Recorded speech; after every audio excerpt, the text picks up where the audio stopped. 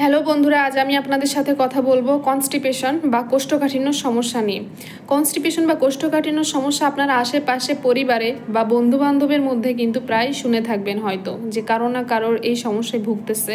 মল ত্যাগের সময় অনেক বেশি সময় লাগা বা মল ত্যাগ করতে যে অনেক বেশি প্রেশারাইজ করা, কঠিন বা শক্ত, অনেক বেশি হার্ড স্টুল পাস হয়।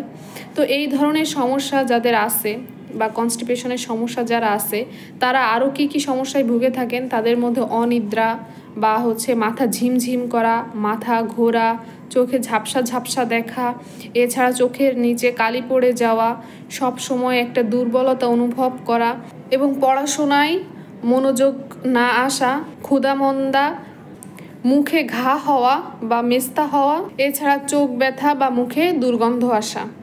আর এই কোষ্ঠকাঠিন্য বা কনস্টিপেশনের সমস্যাতে যদি সচেতন না হওয়া হয় এবং এটা যদি দীর্ঘস্থায়ী বা দীর্ঘদিন যাবৎ চলতে থাকে, তাহলে যে সকল ডিজিজে ভুগতে পারেন, anal fisher, piles, rectal prolapse বা হেমোরয়েডস, তো এই ধরনের ডিজিজ এর সম্মুখীন যাতে না হতে হয়, তো অল্পতে এর সমাধান করা উচিত। তো আমি কিছু কারণ বলবো যে সব কমন কারণে আপনাদের এই কনস্টিপেশন বা হার্ড স্টুল পাস হওয়ার পিছনে দায়ী। তো এই কারণগুলো থেকে আপনিও একটু মিলিয়ে নিন যে এখানকার কোন কারণের জন্য আপনি কোষ্ঠকাঠিন্য বা কনস্টিপেশনের সমস্যায় ভুগতেছেন। 1. আঁশযুক্ত খাবার ও শাকসবজি কম খাওয়া। 2. পর্যাপ্ত পরিমাণে পানি পান না করা। 3.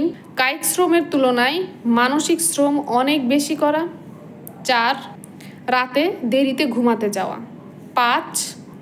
অতিরিক্ত চা, কফি বা স্মোক করা। 6.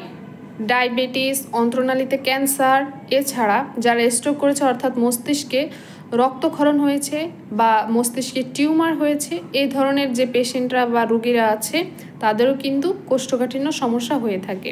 তো প্রতিরোধ করতে অবশ্যই এই কারণগুলোর প্রতি সচেতন থাকতে হবে। তো এখন চলুন জেনে আসি, যদি কোষ্ঠকাঠিন্য সমস্যা হয়েই থাকে তাহলে এর কোনো ঘরোয়া ট্রিটমেন্ট আছে কি না। হ্যাঁ, একটা খুবই কমন ঘরোয়া ট্রিটমেন্ট আমরা জেনে থাকি, সবাই এটা অ্যাপ্লাই করে। ইসবগুলের ভুসি 1 গ্লাস পানিতে 1 চামচ বা 2 চামচ ইসবগুলের ভুসি ভিজিয়ে রেখে তারপর সেই পানি পান করা। এছাড়া আমি আরও একটি ঘরোয়া ট্রিটমেন্ট বলবো, সেটা হচ্ছে কাঁচা পেঁপে সেদ্ধ করে যদি ডেইলি 7 থেকে 8 দিন একটানা আপনি ভর্তা করে যদি খান, তাহলে কিন্তু কোষ্ঠকাঠিন্য সমস্যা থেকে মুক্তি পেতে পারেন। আঁশযুক্ত বেলের শরবত যদি খাওয়া হয়, তাহলে কিন্তু কোষ্ঠকাঠিন্য সমস্যা থেকে খুব দ্রুত মুক্তি মেলে। এছাড়া পাকা কলা বা পাকা পেঁপে, যা কনস্টিপেশন বা কোষ্ঠকাঠিন্য সমস্যায় খুবই উপকারী। তো এই ঘরোয়া ট্রিটমেন্টের সাথে কিন্তু আপনার পর্যাপ্ত হাঁটার অভ্যাস গড়ে তুলতে হবে।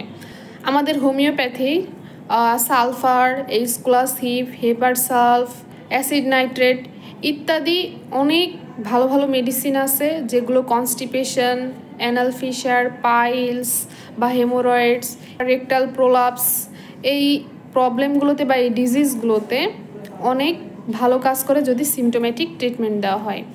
তো ধন্যবাদ সবাইকে। আপনার মূল্যবান মন্তব্যটি কমেন্ট বক্সে জানাবেন।